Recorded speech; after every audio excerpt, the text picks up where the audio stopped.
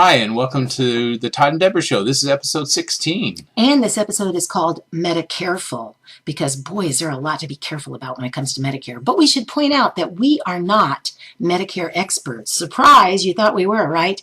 We don't even play Medicare experts on YouTube. We sure don't mean to anyway. So please just know that we're not assuming to be experts. But as we've had to deal with Medicare and things dealing with Medicare, we wanted to pass on to you at least some certain key dates to keep in mind if you're getting closer, you're involved in Medicare already.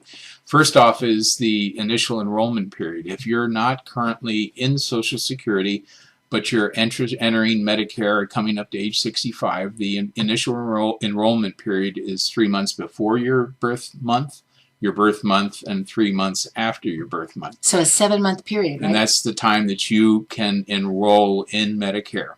We also want to point out to those of you who do have Medicare, as of this taping, the enrollment period, I guess it's called, is just days away. October 15th. Yeah, the open enrollment period. Open enrollment, sorry. October 15th through December 7th. But for those of you considering switching to a different type of Medicare Advantage, maybe you don't like the one you're in, maybe some of you want to go to original Medicare, whatever, October 15th through December 7th is your window. And we'd like to encourage you that if you've been involved in Medicare and you haven't evaluated your plan with what's out there currently, check it out because it's worth looking at it. There's a lot of new alternatives and things like that that might prove more beneficial to you in the long run. And I know when I turned 64, I think even a little before, I couldn't believe how much mail started coming, as if the mailman was just living outside our house and jamming stuff in the mailbox every few hours. Crazy amounts of mail, and you don't know who to trust. You don't know. I mean, a lot of them are just folks that want to get your money, and some of them are legit. It's just that it becomes very confusing, and you turn to friends and relatives, but really, in the long run, we found what we trust the most is Medicare.gov. One other little hint is that if you're currently in Social Security and you're getting to your 65th birthday, Social Security will automatically enroll you in Medicare A and B, and you get a nice membership card in the mail. So if a nice one. Yeah, don't throw it away. He's teasing me because I almost did throw it away, because you get so much stuff that they try to make look official. They want you to think it's coming from Medicare, or I'm not saying all of them. Some of them are totally legit, but some of them are just thinking, well, these are geezers, they won't know. We can slide this past them. So I got my actual Medicare card and I thought, boy, that really looks like the real thing, but they're not fooling me. And I think you stopped me just in time before I threw it away. Medicare-ful, be Medicare-ful. Let's check out some of those websites we've been talking about. So go to Medicare.gov, and if you're looking for enrollment period dates, choose the Sign Up Change Plans tab and select When Can I Join a Health or Drug Plan. Links on this page will give you specifics about when you can sign up, make changes to coverage, change plans, but remember, pricing and benefits can change year to year, so always check this out. The Find Health and Drug Plans link takes you to Todd's and My Favorite page. We love comparing plans side by side. You can do a personalized search, but for the sake of time, let's do a general search with just a zip code and hit Find Plans. Answer these questions about your Medicare coverage and whether you get help from Medicare or your state. Click Continue to Plan Results, and now they need to know any medications you take. So enter them one by one. We'll just put in one to save time. They'll ask you to choose an option by hitting the Add Drug button. Then they need the dosage you take and how many your doctor prescribes for you per month or per quarter, and whether you order by mail. Hit the Add Drug and Dosage button, and then if you've chosen a brand name, they're going to ask if you want the lower cost generic brand. So if generic works for you, save some money. But if you need the brand, check that. Continue listing each of your meds and then click My Drug List is Complete. Now they let you choose up to 2 pharmacies for an estimate on what your prescriptions will cost. We'll just choose the first 2 and click Continue to Plan Results.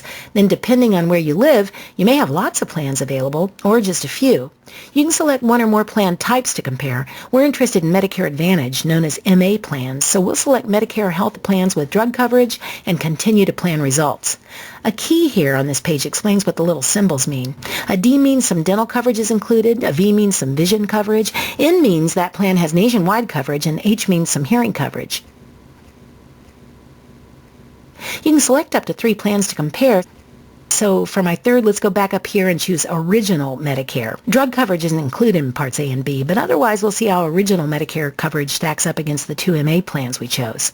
So we hit Compare Plans, and now we have side-by-side comparisons of Original Medicare in this left column, one of Blue Shield's plans in the middle, and one of Humana's plans in the right column. This page gives you a general overview, but we'll go up in a minute to the Health Plans Benefit tab, and that'll give you detailed comparisons. Notice when we get to that page that Original Medicare has a deductible of $166 as of this year, 2016 anyway. These Blue Shield and Humana MA plans, though, have zero deductibles.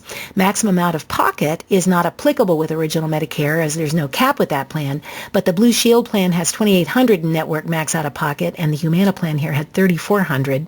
Remember, any company might have several different plans, so always be sure you check the exact name, including any numbers in the name of a plan you're comparing, because it's easy to get these plans mixed up otherwise. The Drugs, Cost, and Coverage tab is going to help you compare pricing as of this day, anyway, on which you're comparing. You know, that disclaimer, price is subject to change. And using the list of medications you entered earlier, this comparison tool is going to show you estimates of what you will pay for your drug plan premium and your drug costs. The star ratings page is another one of our favorites for doing research on Medicare.gov. Now, Original Medicare isn't rated in all categories, but you will find ratings in the members' experience with the health plan category. But the other plans, these star ratings will help you compare how well the health and prescription drug plans perform overall and in different categories too.